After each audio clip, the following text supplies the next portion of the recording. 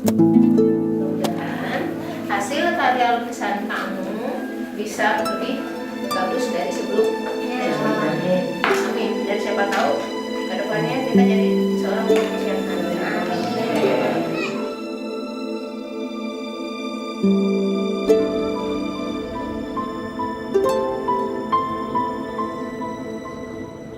Karena ilmu itu ibaratkan sayap. Burung bisa terbangnya kemana-mana karena punya sayap.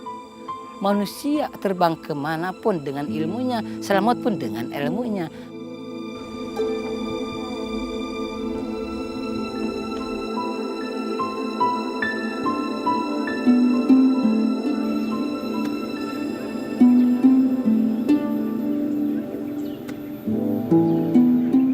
Habisnya kita rasa tanggung jawab, punya ilmu sedikit pun suruh diamalkan oleh Allah.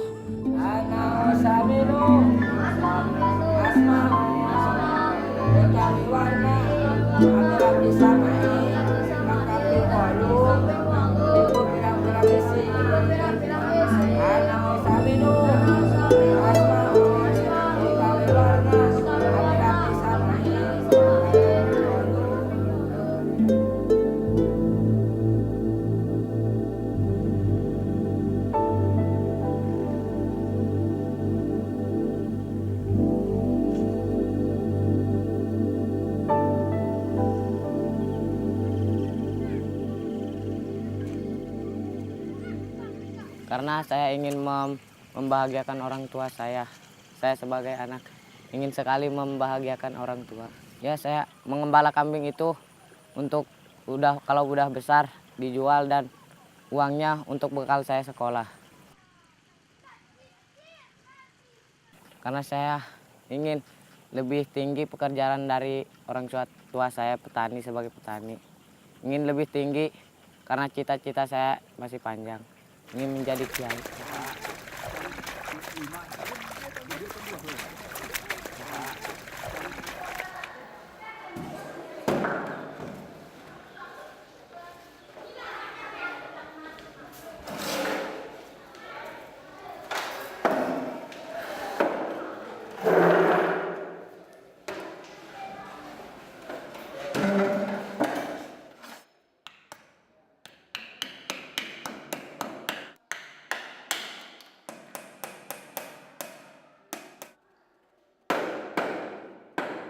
Kalau malu juga, kalau bisa sholat tahajud, suka ya mengeluh, ya bercerita sama Allah doang, berdoa, ya Allah berikanlah saya petunjuk atau rezeki untuk umatmu, untuk hambamu ya Allah.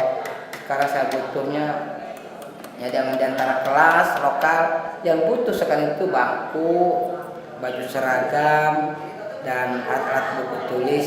Ini yang paling dalam hati saya memikirkan itu. Soalnya ajan baru sudah menjelang. Ayatnya ya ayyuhalladzina amanu wa amilus sholihati, kita meninjau dengan pekerjaan yang baik yang tentunya yang biasa dan terbiasa itu harus diikuti dengan ilmunya.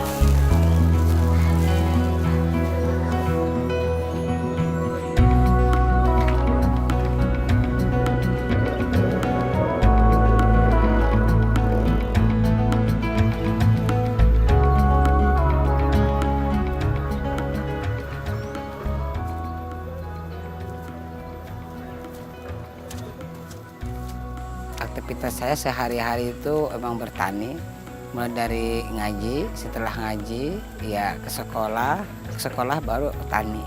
Itu setiap hari itu kerjaan saya.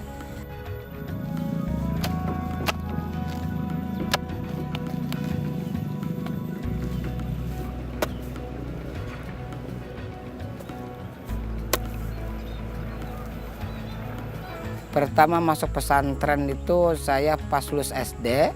Masuk pesantren. Nah di sana saya 9 tahun belajar. Setelah 9 tahun belajar, saya pulang ke rumah.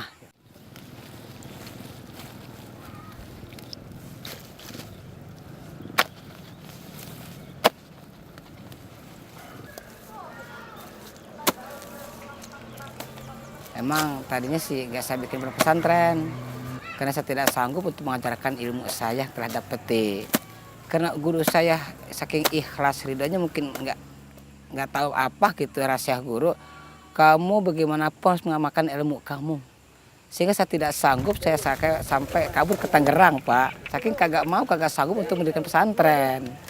Nah, dari itu karena mungkin tahu rahasia guru nggak tahu, akhirnya saya dicari, ketemu, saya pulang lagi dari Tangerang.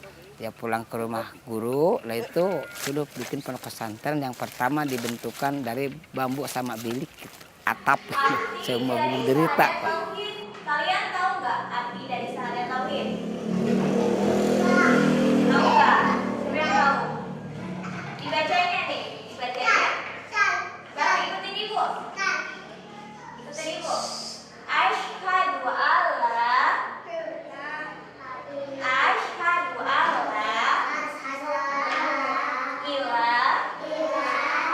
ilaha illallah. Aku bersaksi tidak ada Tuhan selain Allah.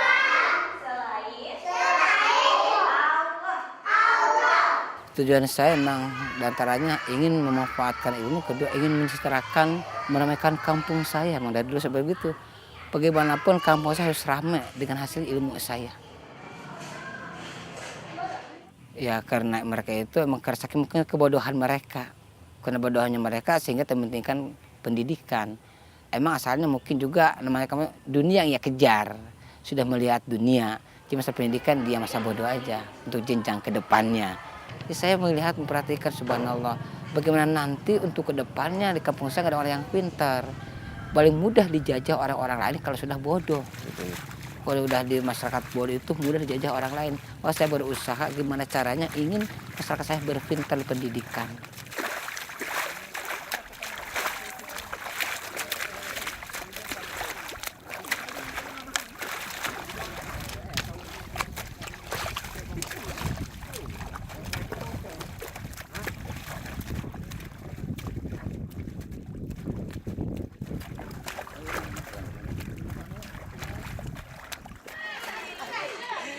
Nah sekarang alhamdulillah udah ada pondok pesantren, sudah ada sekolah, udah agak banyak rame gitu. Emang tujuan saya itu.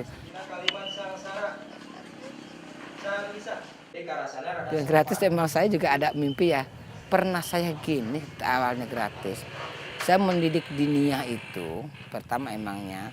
Jadi saya pernah minta uang kapur sama murid saya. Sehingga anak itu nggak dikasih uang kapur sama orang tuanya nggak sekolah. Saya ketemu dia, Neng kenapa nggak sekolah? Malu sama Kang sih nggak dikasih duit untuk beli kapur. Nah di situ baru nangis hati saya. Berarti orang tuanya nggak memperhatikan. Mulai besok kamu sekolah aja Neng, biarpun nggak bayar kapur. Nah situ baru saya niat gratiskan. Dan antara niat gratis saya hanya ingin memberikan imbalan dari Allah sama akhirat saja. Tanaman-tanaman yang ada di sekitar kita bisa kita masukkan ya lewat karya-karya lukis kita. Jadi tidak terpaku pada pemikiran. Kalau kita terpaku pada pemikiran kita kadang-kadang kita bentuk gambar apa lagi nih, ya kan? Inginnya manfaat ilmu saya begitu Pak. Istilah kata orang tua nggak apa-apa orang tua nggak makan duitnya anak. Istilah kata suap juga dikasih sama anak. Itu sebab begini saya bertani. Kalau sekarang udah alhamdulillah ada yang membantu masalah makanan beras anak-anak. Dulu mah kalau lagi usaha saya nggak hasil, bingung saya kemana saya cari.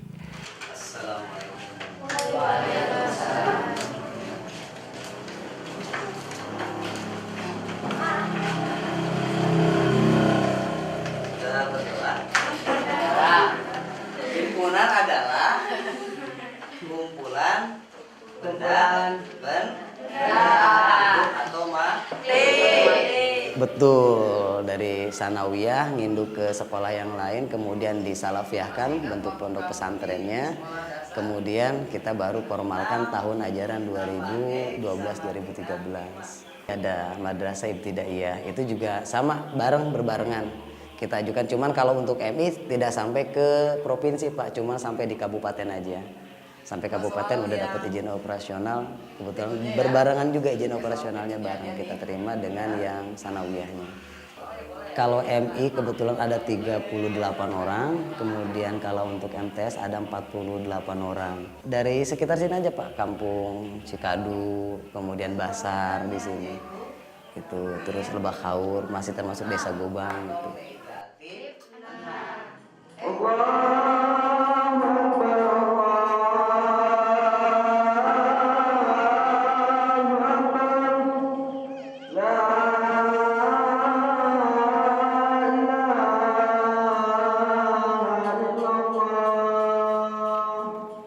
Berdiri ini pokoknya sekarang ini sudah 20 tahun mungkin karena saya lulus SD itu 81 langsung pondok pesantren, pulang di pondok pesantren 91 ya 93-an dah 92 berdiri di pondok pesantren yang dibentukkan dari bambu, atap dan bilik.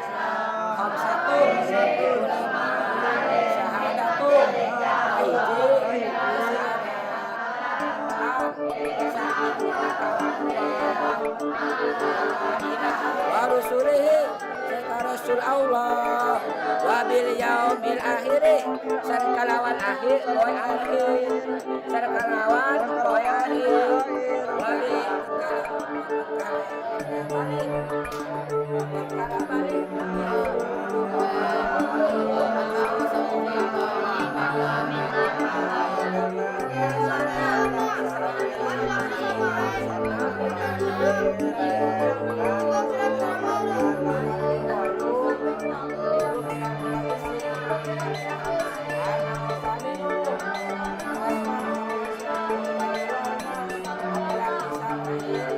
Kalau anak-anak tidak mendapatkan pendidikan, namanya orang tidak punya pendidikan Pak ya, tidak punya ilmu, apa sih zaman sekarang yang ada kehancuran, kecelakaan. Maksud saya takut umat masyarakat celaka Pak. Celaka dunia apalagi celaka akhirat. Orang buta pasti kan celaka. Kalau sudah punya ilmu, ibarat matanya udah terbuka. Kalau sudah lihat ada beling lihat kan kita nggak dilinjak. Makanan udah nggak dimakan, takut berbahaya. Itu ilmu kan membawa keselamatan. Kalau makan pagi mah suka rame. Terus itunya masaknya sedikit.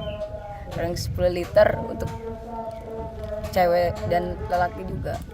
Kalau sore mah jam 5. Ya kan kamu makan sehari cuma 2 kali itu lapar gak sih kalau siang? Enggak, udah biasa. Bener. Iya.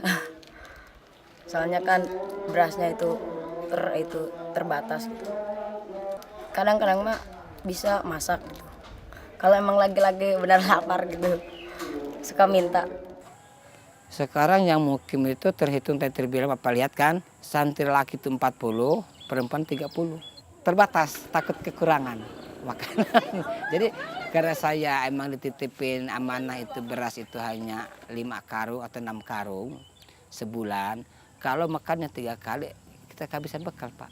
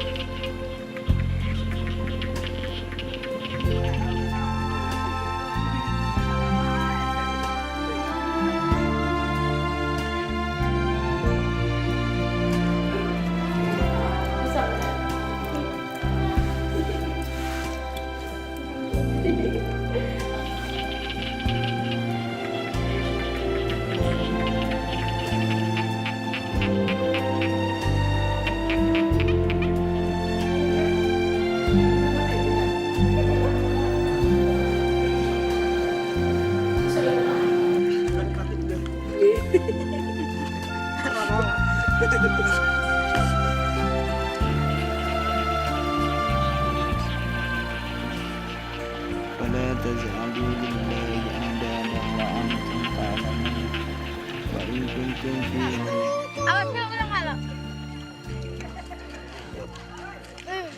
berpikir, bertanggung jawab kepada masyarakat saya supaya anak saya pintar semua.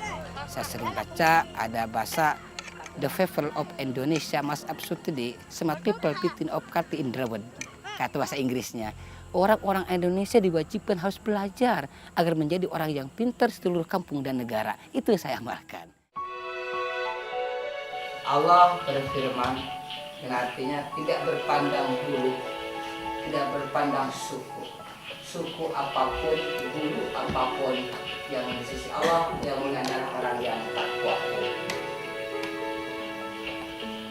Untuk kita bisa takwa, melainkan bisa mengaji. Karena di antara sejumlah manusia yang takwa kepada Allah adalah ulama. Prioritas utama ya mungkin saya bangunan Pak, bangunan. Terus ada pertanyaan juga teman-teman, Pak katanya bangunannya udah, siapa bilang udah ada? Yang ada yang sekarang kita pakai itu bukan bangunan kelas Pak, tapi bangunan untuk pondok pesantren, untuk kobong, untuk kamar santri. Makanya wajar lah kalau misalkan sekarang santri juga kadang-kadang suka pakai kelas untuk tidur kalau malam gitu ya, karena memang ini adalah tempat mereka harusnya untuk tidur, kita gunakan untuk kelas, karena sementara ini kita belum punya kelas yang ideal. Ini kan cuma ukuran kelas 4x5 saja, idealnya kan kelas untuk MI saja 7x8, untuk sanawiyah kan diupayakan 8x9.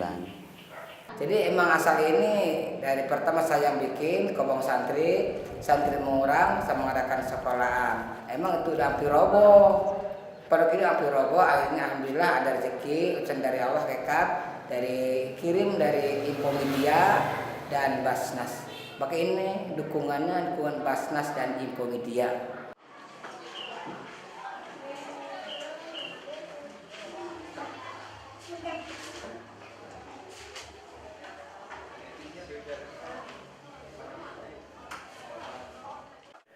Aduh gimana ya, malu Pak ya kalau sebut sampai gaji atau enggaknya ya, karena kita memang belum ada sumber biaya yang rutin kita terima gitu aja. Yayasan belum bisa Pak, belum bisa secara langsung memberikan honor sampai gimana gitu. Cuman kalau yayasan itu, kalau lagi ada mereka atau yayasan itu mengganti untuk transport aja. Kalau nggak ada ya udah. Sampai sekarang pun kebetulan udah beberapa bulan ini kita dari yayasan tidak ada, mungkin secara pribadi aja Pak. Gitu. Untungnya mereka di wilayah sini aja Pak, di wilayah di sekitar sini deket gitu rumahnya gitu, nggak terlalu pakai transport yang besar gitu. Kebetulan kalau guru sudah alhamdulillah kita masuk ke standar lah kasarnya, karena untuk mengajukan izin operasional juga kan harus ada guru yang betul-betul sesuai dengan jurusannya. Kemudian itu sudah masuk lah alhamdulillah, jumlahnya sekarang ada 14 orang Pak, ada 14 orang, rata-rata mereka masih kuliah, dan yang S1 juga sudah ada 4 orang kalau nggak salah untuk yang S1-nya. Kita sama-sama musyawarahkan bagaimana untuk kemajuan sekolah dan pesantren kita. Ini saya mohon semua para pengalaman dan ilmu kita terapkan, kita satukan supaya ada keseimbangan antara umum dan agama. Mungkin saya sedikit dari agama, ibu dan bapak dari umum, kita satukan. Dia dari pula kerja yang harus kita kerjakan, memang kalau nggak sinkron nggak menjadi. Dulu memang mungkin itulah rezekinya. Saya nanam cabai dulu itu, alhamdulillah Pak, saya satu kali panen menghasilkan itu 7 juta yang dalam 3 bulan. Tapi kan 3 bulan. Kemudian saya juga nanam tani ini menghasilkan saya diantaranya 10 juta. Ini kalau ada bagus ini sekian petak, alhamdulillah rezeki timun suri. Nah makanya itu saya kumpulkan untuk mengaji guru-guru remukan. Cuman gaji pun ala kadar Pak, nggak seperti gaji-gaji orang. Itu gaji orang misalnya 4 tahun kita pengen kasih 200 itu aja. Namun dulu begitu, ada beras, kasih beras, ini berasnya Kang nggak ada, berasnya doang makan, ini lauhnya kita ke kebun aja ngambil kangkung, bayam, ikan asinnya, baru kita kasih paling seperak 2 perak itu dulu. Jadi dulu mah tani saya alhamdulillah memuaskan, nggak seperti sekarang.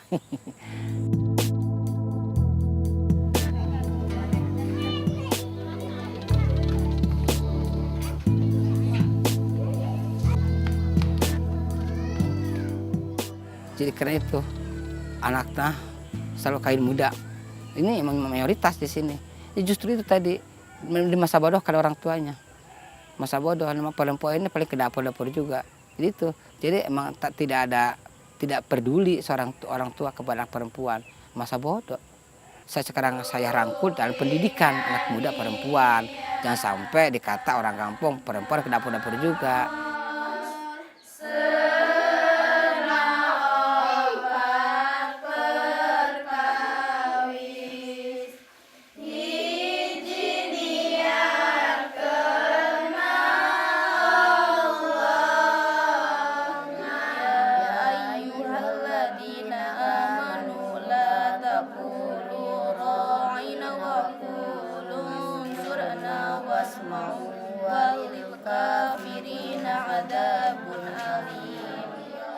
Terus sekarang ini perempuan saya paling khawatir karena kalau perempuan tidak punya ilmu untuk pergaulan pertama anak itu lingkungan pertama kan ibu. Kalau ibunya tidak punya ilmu apalagi anaknya Pak. Jadi pergaulan pertama lingkungan pertama adalah ibu yang mendidik anaknya tiap hari tiap malam. Kalau saja ibunya bodoh anaknya akan bodoh.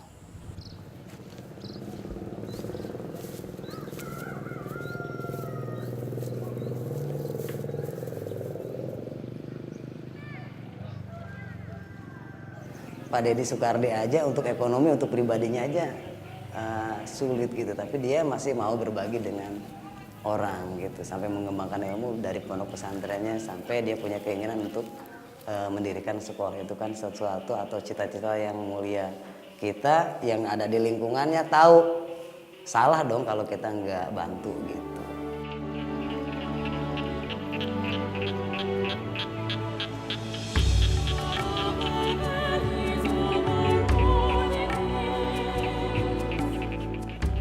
Bukan orang tuanya sendiri, bukan gurunya, bukan pemerintah. Semua itu sama-sama bertanggung jawab. Tidak terkecuali. Sama kewajiban untuk memerintahkan mengajarkan pendidikan semangat. Harapan anak saya setelah dewasa itu emang supaya semua masyarakat anak saya mampu berjuang di masyarakatnya dimanapun dengan ilmunya.